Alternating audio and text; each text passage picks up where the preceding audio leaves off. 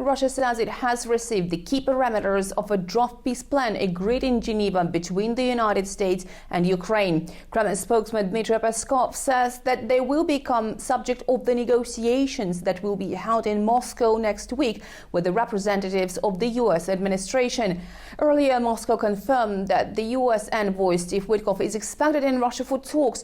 Peskov said that everything would be discussed, including the issues of the borders of the territories from which Russia demands the Ukrainian troops to withdraw, as well as who should recognize the so-called territorial realities between Russia and Ukraine.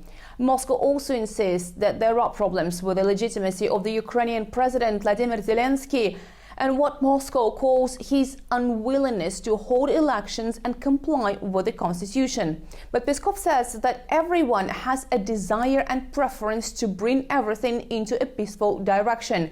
In the meantime, Moscow says it continues to make advances on the battlefield, and the MOD reported that over the past week, its armed forces took control over 8 settlements in the Donetsk People's Republic, Dnipropetrovsk and Zaporizhia regions.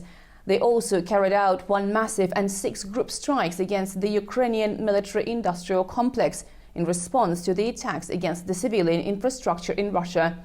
Dasha Chernysova in Moscow for E! News.